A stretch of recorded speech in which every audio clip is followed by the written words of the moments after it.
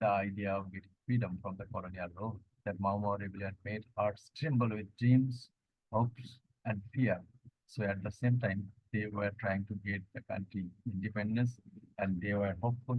As at the same time, they were full of fear what is going to happen in the country. Ngugi's elder brother joined the fighters, and his mother was arrested and tortured, and his village was razed to the ground. The Mau Mau leader, Dedan Kimath, he took an almost mythical proportion for Ngugi, for the many uh, Kenyans. Okay, hello.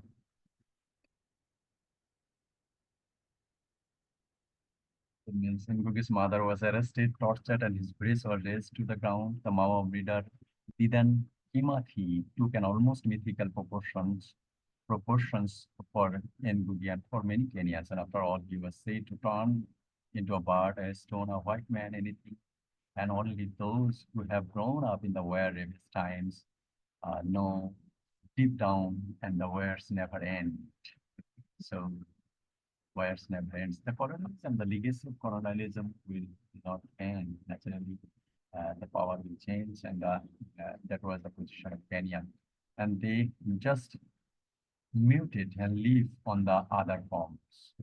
যেটা আমরা দেখতেছি যে in case of Petals of Blood, once upon a time Kenya was tortured and dominated by the colonial power, and after getting independence, we have seen that Kenya uh, got in the grip of the African dictators, the African rulers. The British colonizer left the country.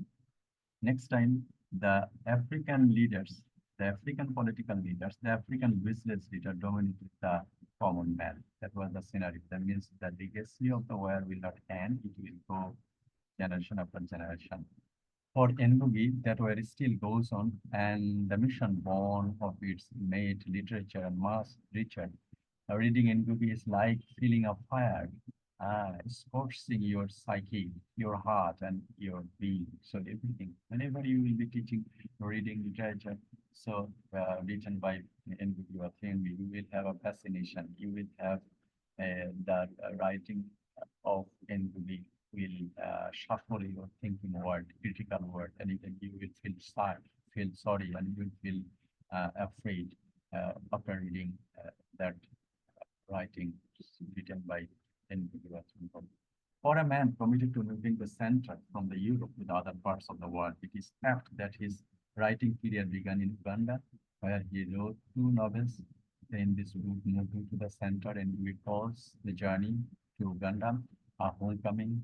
Uganda helps him to understand his sense of being Kenyan.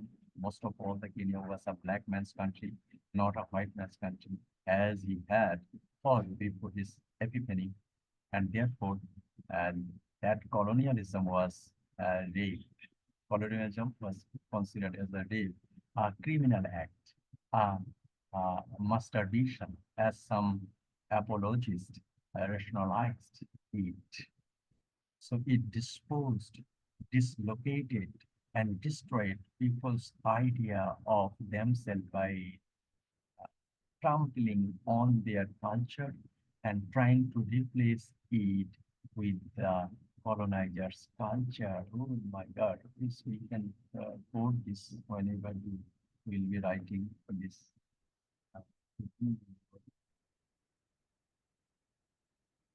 Uh, I can make it.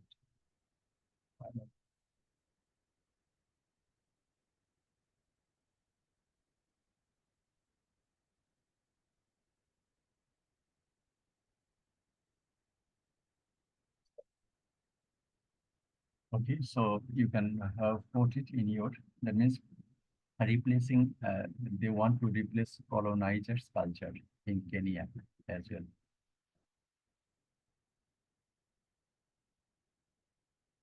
It was meant that there were two histories, the official whitewashed history, the official whitewashed history peddled by the ruling class, and the real living history of the peasants and the workers fighting against the foreign domination.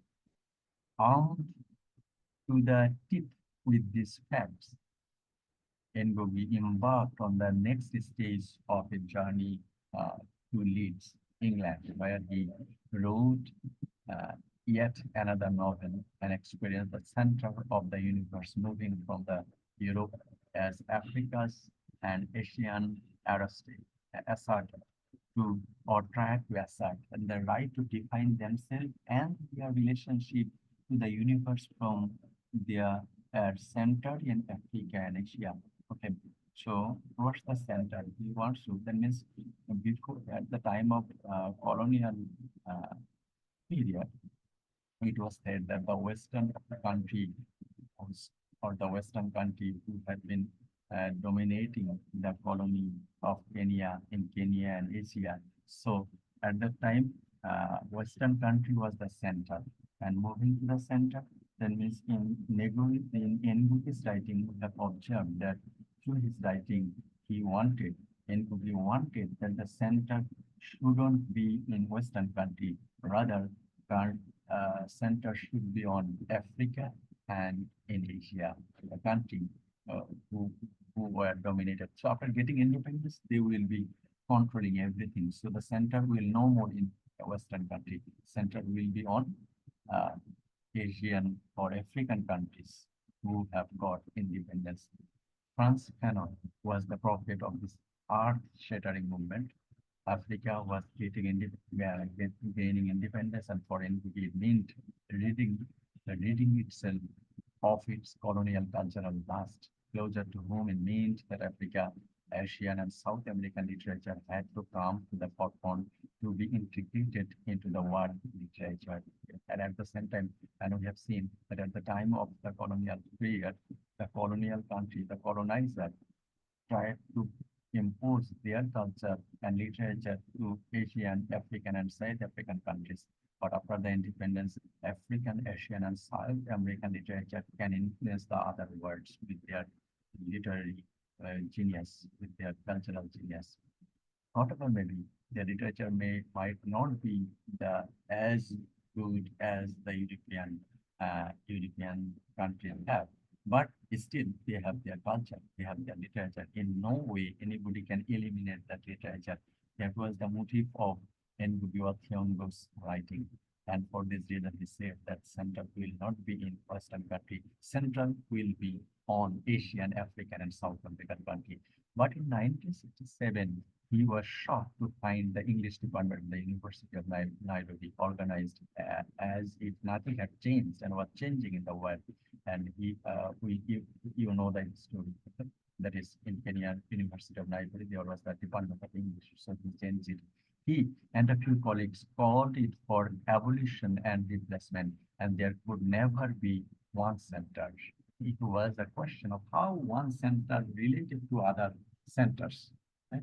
So one center to related to other center. One center, you may understand the analogy. Yeah? Before the independence, colonizing country was the center, and next time, all colonized countries got independence, and the center moves to the independent countries, that is Asian countries, African and South American countries. So he questioned that how one center can dominate other center.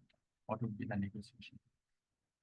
One center is related to the other center. In 1979, Ngugi decided to do most of his writing in Gikuyu, that is the Kenyan language, so that the peasant about whose struggle he was writing would read his books, so that in the rising cultural where he could stay in touch with his most precious foot soldiers, his uh, uh, constituency, his historical roots. In this book, detained and recalls his homecoming, a river enable him to transcend the alienation to which he had been condemned by years of colonial education.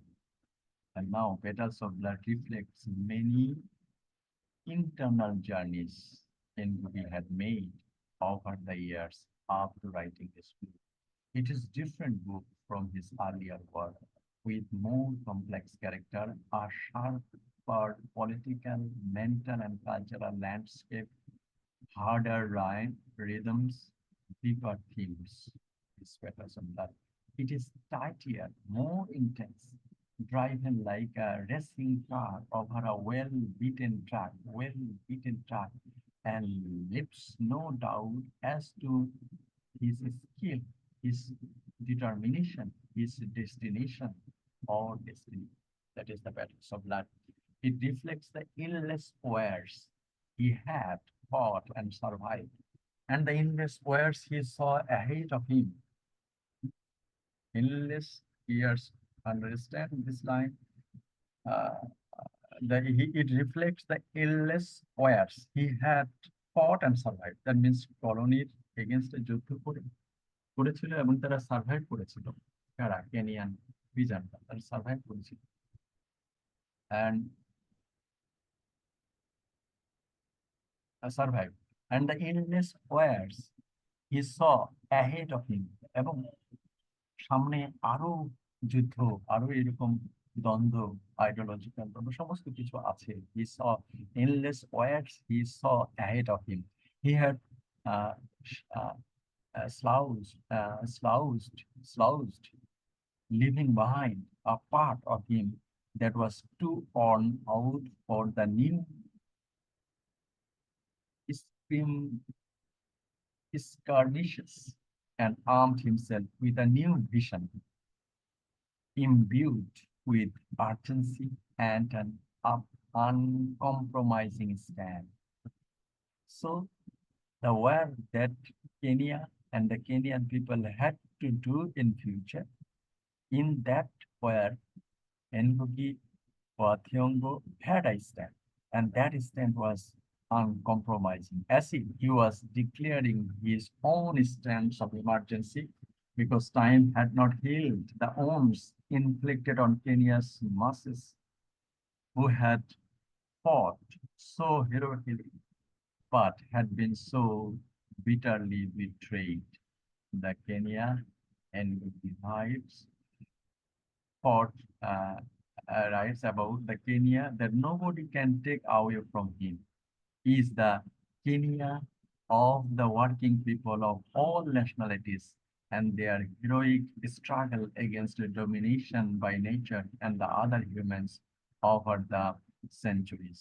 It is a huge Kenya trampled by earlier colonial encounters like Robert Rauer, Karen Blixen, who celebrated the sheltered culture of legalized brutality, fear, silence, and oppression. So many things are related to this novel, Petals of Darkness, Petals of Blood. It is Kenya whose face we see reflected in Ilmoro. So Ilmoro is the setting or the action of this novel. So Ilmoro has been the meta-narrative. Ilmoro is the center of action for the Petals of Blood. In Vishujan, a barren, drought-stricken part of Kenya where farmers and leaders and herders like their ancestors before them are battling the elements on the one hand and the politicians who have abandoned them to their fate on the other. The journey of Ilmoro is the journey of Kenya after independence, when it donned new colonial clothes and put the interest of the foreigners and the traders first and abandoned the people who had suffered and died for the land. The question of land is very important in this book, as in Ngugi's earlier books. Land is presented as salvation, as a soul, as a woman, as God, the subject of prophecy, the bias and the basis of cultural and the political identity. Look here, that is Ngugi, a simple place in Moro. Moro, that is the center of this novel. And metaphorically, this land became the uh, symbolic presentation of many meanings. That is, as a woman, as a god, as a subject, as a culture, cultural identity. There was nothing people would not do to grab or regain land. And Yogi revisits the issue in Devil on the cross, where in Ilmorov, a, a clique of thieves or robbers, former businessmen, are celebrating theft and robbery on a grand scale, are working towards a more efficient system of taking people's land and other goods and resources. Both books breathe the same blood burning, jealous spirit of the concern of the country, where the politician elite uh, gorge themselves to surfeit as the peasants and the worker continue to languish in misery in prison on the profession, where women's eyes are the tables on which contracts are signed. Look here, the way Petals of Blood was written. So Petals of Blood, among other things about identity, the identity of the oppressed, the unsung hero who never managed to get his reward because of an in ineptituous prince in the castle. His desire, his vision, his frustrations, his struggle to the bitter end. Ngugi uses the murder of three petty capitalists to introduce us to a world where the relationship between honorable and despicable worker and employer, politician and continuant has gone horribly uh, rancid. Who would want to kill what the papers sel- slavishly called the crumbs and the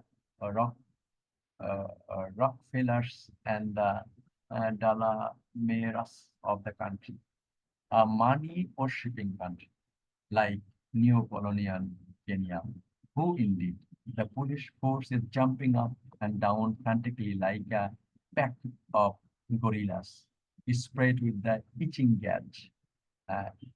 itching gauge.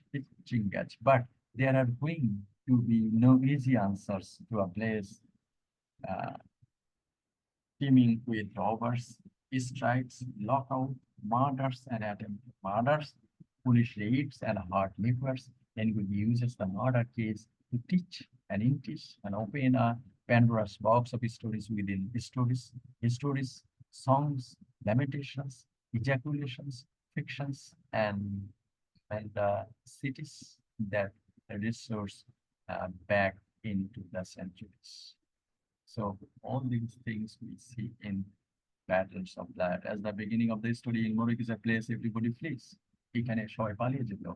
Whoever goes to the city never returns, except for duplicitous reasons. Teachers who are sent don't last. Cynicism abounds, the kind of many heap on Africa today, but Ngugi uses a number of migrants to breathe life into the place. Godfrey Monida, one of the murder suspects, comes from a land-owning family firmly settled into the middle classes. He arrives in Ilmorok to start a school, leaving behind a life pockmarked, pockmarked by failure. Nobody gives him a hooting chance of success. Somebody literally sits in his school for good measures. For Morida, however, this is the last station. He is tired of procrastinating. He wants to be a doer for once, and nothing is going to stop him. He makes the school work, but fails to fit into the community. The demons that pursue him erupt when people bring up touchy political issues. He is reminded of his father, his failure to support his own family, his favorite sister who committed suicide. As Munira battles from a connection with his fellow man, society, one thinks of the precarious role of the intellectual in the neo-colonial society. So Monida, Godfrey Monida, is the central character who abandoned his family, landowning family. Monida's father had vast land and his sister committed suicide. Her mother was tortured because Monida's father didn't support Mau Mau rebellion. Monida's mother was a supporter of Mau Mau rebellion. Okay. So leaving all this past, Monida started anew in this Ilmoron village for a new beginning. And that new beginning, he said that anybody can't hold his desire. He will be successful in Ilmoron in at the time of new colonialism in Kenya.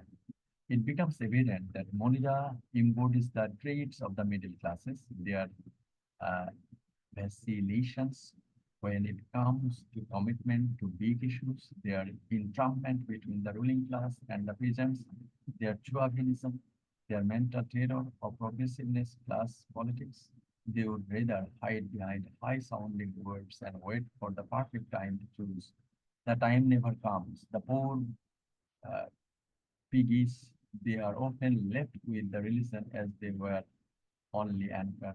Monida, true to his roots, ends up splashing with taking in the Mora's.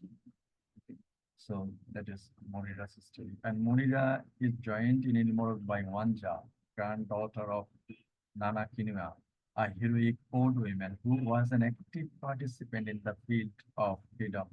Nana Kinua's daughter, a granddaughter Wanja was active participant, uh, one of the main protagonists of one of the protagonists of this novel, Wanja. Wanja was a active participant in the fight for freedom.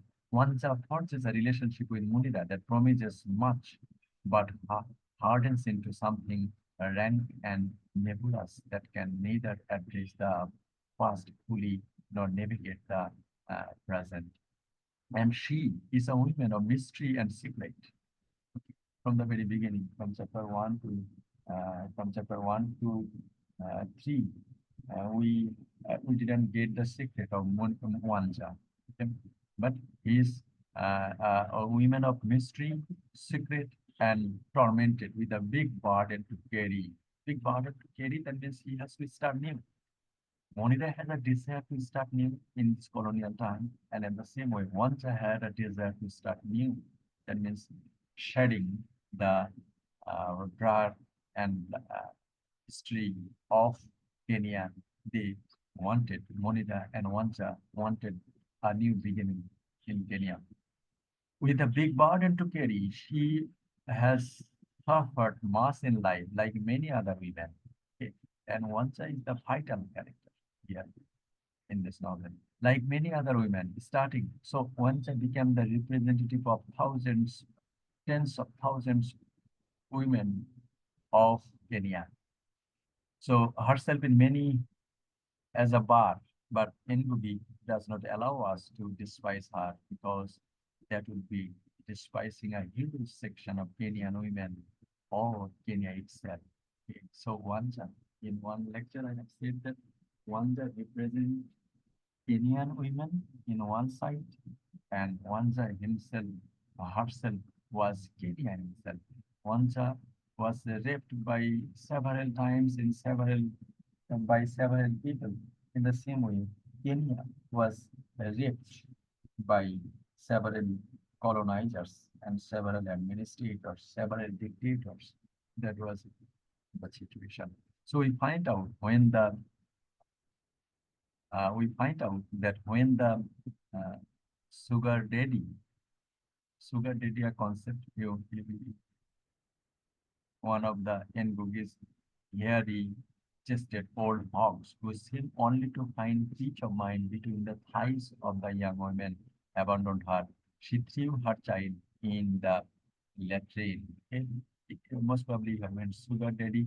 That is the concept in African many countries that they will be getting relation with uh, young girls for the provision of giving them food and shelter. Okay, so we know the story. আমরা পরবর্তীতে জানবো যে Wanja's past was very pitiable. Wanja had a relation with a boy, but that boy was not Christian, and for this reason, her father, Wanja's father, beat him severely. And next time, Wanja developed a relation with the old businessman who was Wanja's father's friend. So that was the situation. He got pregnant, and next time he got a child, and next time she threw the child in a latrine.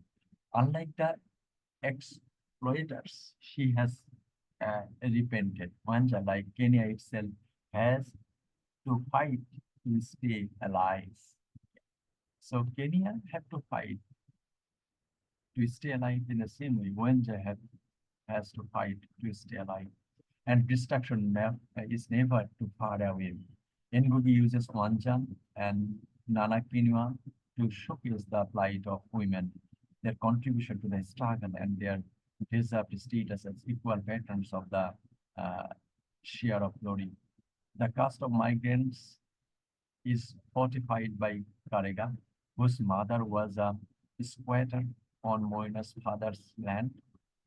Monira and Karega share mass history, but it doesn't make for a deep relationship. Karega has split the sound soulless, corrupt Nairobi. Karega has split the soulless, corrupt Nairobi. So Karega, another character, he left Nairobi and he found that Nairobi as a place, there is no life, no soul, and it has been corrupted. Nairobi, the capital city of Kenya, was corrupted. And whose slums, with their ditches full with shits and urine, dead dogs and cats, dangerous gases, and hellish beer. So that was the situation of Nairobi. And that place, Karega lived that place.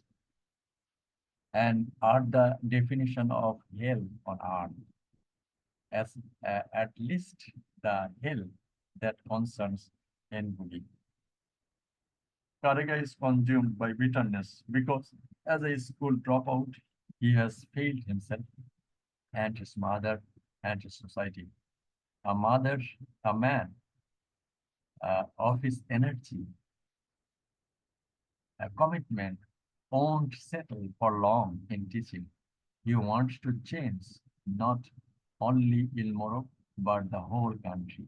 So it's the Karega. We have understood that this novel is very complex, very multifaceted stories within stories, life stories within life, with the life stories of main characters. Ngugi wa Thiong'o wanted to present Kenya as a whole with their symbolic presence. That is, this man Karega also had. Wanja has diversified meaning.